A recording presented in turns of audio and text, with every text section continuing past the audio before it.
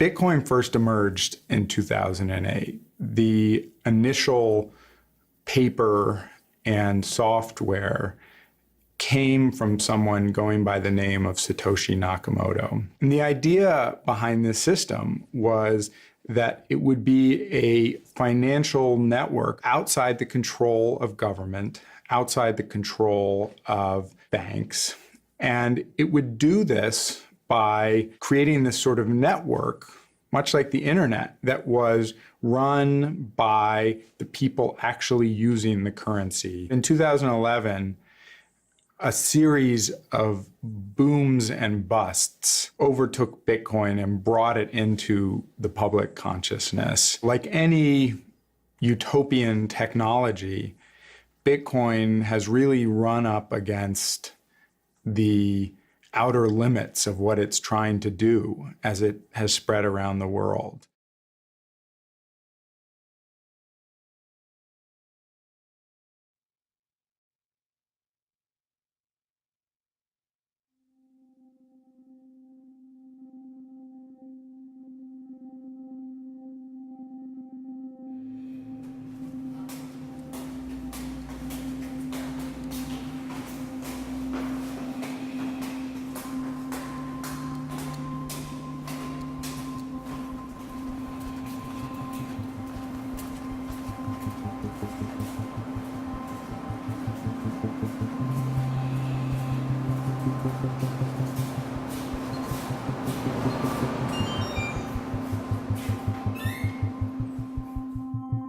La gente tiene que entender mucho Bitcoin, en qué eso es, cómo existe, y no puede entender que es simplemente un archivo, un libro donde están anotadas todas las transacciones que están ocurriendo a nivel mundial, y además de que ese libro es público, de libre acceso. Y lo bueno, y lo bárbaro, y lo revolucionario, y lo groundbreaking de este asunto es que el libro está siendo escrito en consenso. Imagínense si hay un poco de gente que le encanta un libro como, no sé, vamos a poner cosas que ponen en consenso a los cristianos, la Biblia, o cosas que ponen en consenso a los judíos, en la Torá.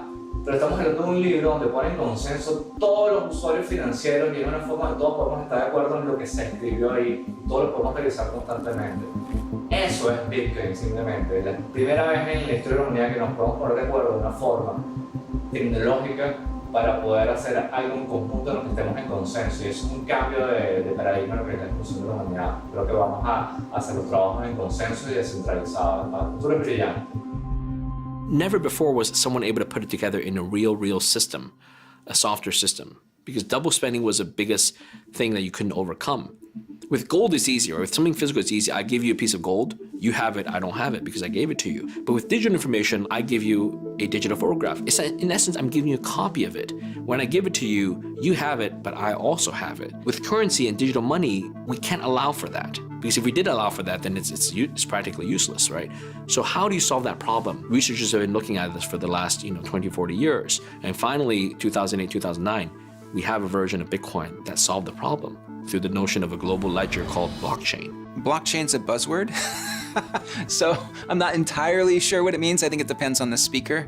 In general, I think when people say blockchain, they mean the idea of a record of transactions that's secure and distributed. Where we sit today, companies like Facebook and Google, Amazon, Apple, they are increasingly sitting on all of our data. Every time somebody amasses one of these big monopolies, something comes along that's just a complete and total game changer, and I think it's blockchain technology. It is a buzzword, but at the same time, it's a word that refers to a particular thing, and that particular thing is really useful, and you can build a lot of stuff on it. There's a lot of ways to describe it. Like one phrase that Robert Sams used that I really like is decentralized automation. So the idea that you can sort of run various kinds of processes in a way that, number one, is completely automated, so you get just huge gains in efficiency out of that, and number two, that's decentralized, so which means that number one, like there's no sort of process that can get corrupted by one particular entity. And number two, there's no process that just requires a central entity and then just sort of naturally creates too much opportunity for that central entity to become a monopoly. There's a variety of ways in which this technology, in its current iteration, and by that I mean distributed ledger and blockchain rather than Bitcoin, moves away from the founding principles of Bitcoin around anonymity and replaces it with certain known actors within a regulated financial system But none of that inevitably means anything. Here's the way I would say it. People always overestimate what technology can do in 2 years, but underestimate what it can do in 10. The people who think that somehow the Bitcoin is going to bring in some libertarian paradise where we're not going to have know your customer rules and we're not going to have rules on money transfer, that won't happen. The people who think that all the currency is going to be debauched and we're going to have hyperinflation and Bitcoin's our salvation, I think they're wrong too, in a world where we've got a real struggle to get up to 2% inflation anywhere in the industrial world. But is the blockchain technology going to be fundamental to reducing frictions? I think the answer is overwhelmingly likely that it's going to be yes. Larry Summers was talking about how blockchain is here to stay and Bitcoin technology is amazing and it's going to change all the ways that the financial systems in the world work. But if early Bitcoiners like myself think that we're going to be able to have anonymous transactions that are private from the government and that people are actually allowed to do what they want with their own money, he said we're wrong about that. But I think one of us is going to be wrong, and I don't think it's going to be me. I kind of knew that that day would come in which the people that shared my worldview are going to be the minority in Bitcoin.